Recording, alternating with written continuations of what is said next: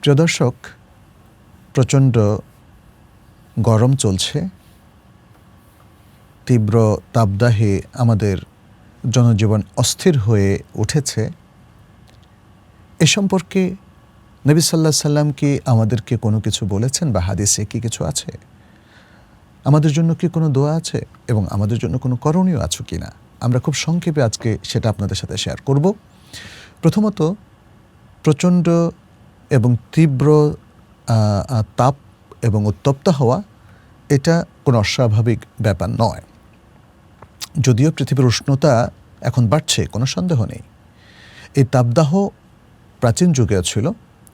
আমরা নবী সাল্লাল্লাহু আলাইহি সাল্লামের কাছে সাহাবাদের আগমনের বিষয়টা আমরা জানি। সহিহ মুসলিমের একটি হাদিসে এসছে, খাব্বাব রাদিয়াল্লাহু তাআলা আনহু তিনি নবী সাল্লাল্লাহু আলাইহি সাল্লামের কাছে এসে বললেন, তিনি এবং তার সাথে আরও বেশ কয়েকজন সাহাবা রিদওয়ানুল্লাহি আলাইহিম আজমাইন, তারা বললেন, শাকাউনা ইলা রাসূলিল্লাহি সাল্লাল্লাহু আলাইহি ওয়াসাল্লাম হাররার রামদা ফালাম ইউশকিনা।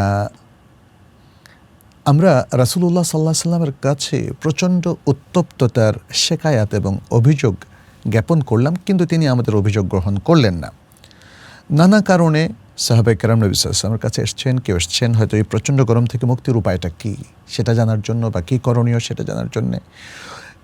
এবং অনেক ক্ষেত্রেই তারা এসে হয়তো যেমন জোহরের সালাত আউয়াল ওয়াক্তে পড়ার একটা আবেদন করেছিলেন, কিন্তু আমরা জানি নবী সাল্লাল্লাহু আলাইহি সাল্লাম প্রচণ্ড গরমের সময় জোহরের সালাত একটু দেরি করে পড়ার কথা বলেছেন, কারণ তিনি বলেছেন এই প্রচণ্ড গরমটা জাহান্নামের একটা নিঃশ্বাস। সহিহ মুসলিমের এই খাব্বাব রাদিয়াল্লাহু তাআলা আনহুর হাদিসের পাশাপাশি আমরা বুখারী মুসলিমের আরেকটা হাদিস পাই আবু হুরায়রা রাদিয়াল্লাহু তাআলা আনহু থেকে, যেটি বর্ণিত, সেখানে জাহান্নামের দুটো নিঃশ্বাসের কথা বলা হয়েছে। যেমন নবী সাল্লাল্লাহু আলাইহি ওয়াসাল্লাম বলেন, ইশতাকাতিন নারু ইলা রাব্বিহা ফাকালাত ইয়া রব আকালা বা'দি বা'দা। জাহান্নাম তার রবের কাছে অভিযোগ করে বলল যে, হে রব, আমার একটা অংশ আরেকটা অংশকে খেয়ে ফেলছে, অর্থাৎ আমার অর্থাৎ আমার তাপ এতই বাড়ছে যে এই অবস্থা সৃষ্টি হলো। তখন নবী সাল্লাল্লাহু আলাইহি ওয়াসাল্লাম বললেন, ফাআযিনা লাহা বিনাফাসাইন নাফাসিন ফিশ শিতা'i ওয়া নাফাসিন ফিস সাইফ, যে তখন আল্লাহ সুবহানাহু ওয়া তাআলা জাহান্নামকে দুটো নিঃশ্বাস ফেলার অনুমতি দিলেন, একটা হলো শীতকালে আরেকটা হলো গরমকালে। এরপর তিনি বলছেন, ফাহুয়া আশাদ্দু মা তাজিদুনা মিনাল হার ওয়া আশাদ্দু মা তাজিদুনা মিনাজ জামহারির, এবং এই যে দুটো নিঃশ্বাস এটাই হলো গরমকালে তোমরা যে তীব্র উত্তপ্ততা তোমরা পাচ্ছ, যে তীব্র তাপদাহর মুখোমুখি তোমরা হচ্ছ সেটা, আর আরেকটা হচ্ছে শীতকালে যে প্রচণ্ড শীত এবং প্রচণ্ড ঠান্ডা তোমরা অনুভব করছো, আরেকটা নিঃশ্বাস হলো সেটা। তাহলে আমরা দেখতে পাচ্ছি আল্লাহ সুবহানাহু ওয়া তাআলার সিস্টেমের মধ্যেই তিনি জাহান্নামের দুটো নিঃশ্বাসের সাথে গরম এবং ঠান্ডার একটা বিশেষ রিলেশন তৈরি করে দিলেন এবং আমাদেরকে সেটা নবী সাল্লাল্লাহু আলাইহি ওয়াসাল্লামের মাধ্যমে অবহিত করলেন, যাতে আমরা সবর করি এবং যাতে আমরা আরও কিছু কাজ করি। কি কাজ করতে পারি সেটি আমরা দেখি বুখারী মুসলিমের আরেকটি হাদিসে নবী সাল্লাল্লাহু আলাইহি ওয়াসাল্লাম বলেছেন, ইযা ইশতাদ্দাল হাররু ফাআবরিদু বিস-সালাহ ফাশিদ্দাতুল হাররি মিন ফাইহি জাহান্নাম। যখন প্রচণ্ড গরম দেখা দিবে তখন তোমরা এই গরমটাকে সালাত পড়ে ঠান্ডা করবে।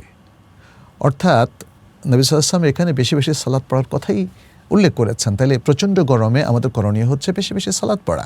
ফরজ সালাত তো ঠিক রাখতেই হবে, পাশাপাশি অন্যান্য নফল সালাও আমরা পড়ব, কিন্তু অনেকেই দেখা যায় যে তারা সালাত ছেড়ে দেন। নবী সাল্লাল্লাহু আলাইহি ওয়াসাল্লাম তিনি এখানে উল্লেখও করেছেন যে কেন আমরা বেশি বেশি সালাত পড়ব। ফাশিদ্দাতুল হাররি মিন ফাইহি জাহান্নাম, কারণ এই অধিক তীব্র তাপদাহ এটা জাহান্নামের নিঃশ্বাসের অংশ। ফলে জাহান্নাম থেকে বাঁচা এটা আমাদের দরকার। এই গরমের তীব্রতা আমাদেরকে জাহান্নামের সেই গরমের তীব্রতার কথা স্মরণ করিয়ে দেয়। ফলে যাতে আমরা আমাদের যে ভুল বিভ্রান্তিগুলো আছে সেটা থেকে নিজেদেরকে মুক্ত করি এবং আল্লাহ অভিমুখী হই, জান্নাতের জন্য বেশি বেশি কাজ করি এবং জাহান্নামের কাজ থেকে সাবধান হয়ে যাই। আর এ প্রসঙ্গে আমরা দেখি যে আরও কিছু আমল যেটা আমরা করতে পারি, যেটা রাসূল সাল্লাল্লাহু আলাইহি ওয়াসাল্লাম করেছেন। যেমন রাসূলুল্লাহ সাল্লাল্লাহু আলাইহি সাল্লাম তিনি একটা দোয়া পড়তেন, যেটি তিরমিজির মধ্যে এসেছে এবং শেখ আলবানী সহিহ বলেছেন হাদিসটিকে। সেটি হচ্ছে নবী সাল্লাল্লাহু আলাইহি ওয়াসাল্লাম বলতেন, আলহামদুলিল্লাহি আলা কুল্লি হাল, সকল অবস্থায় তিনি আলহামদুলিল্লাহি আলা কুল্লি হাল বলতেন, এবং এর পাশাপাশি বলতেন ওয়া আউযু বিল্লাহি মিন হালি আহলিন নার, সকল অবস্থায় আল্লাহর প্রশংসা এবং জাহান্নামবাসীদের অবস্থা থেকে আমরা আল্লাহর কাছে আশ্রয় নিচ্ছি। আর এর পাশাপাশি আরেকটা হাদিস আমরা পাই ইবনু মাজার মধ্যে, শেখ আলবানী এই হাদিসটাকে হাসান বলেছেন।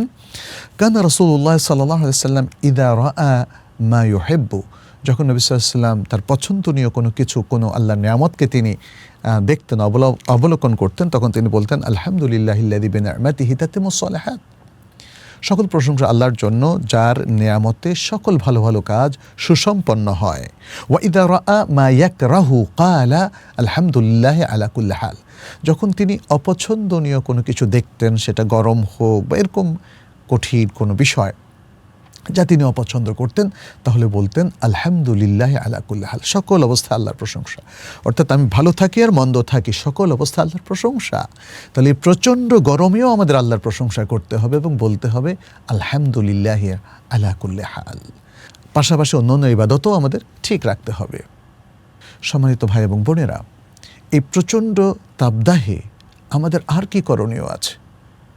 আমাদের করণীয়র মধ্যে আছে আমাদেরকে স্বাস্থ্যবিধি ফলো করার জন্য যে পরামর্শগুলো ডাক্তাররা দিয়ে থাকেন, সেটা আমরা ফলো করতে পারি। আমি তাদের রেকমেন্ডেশনের আলোকেও কিছু কথা আপনাদের সাথে শেয়ার করতে চাই।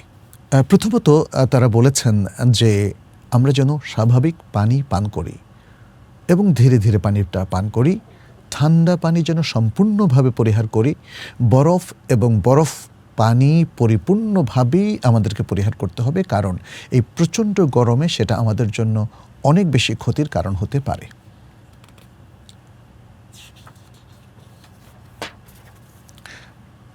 দ্বিতীয়ত, যখন তাপমাত্রা 40 ডিগ্রি সেলসিয়াসে পৌঁছে তখন খুব ঠান্ডা পানি পান করতে ডাক্তারগণ নিষেধ করেছেন।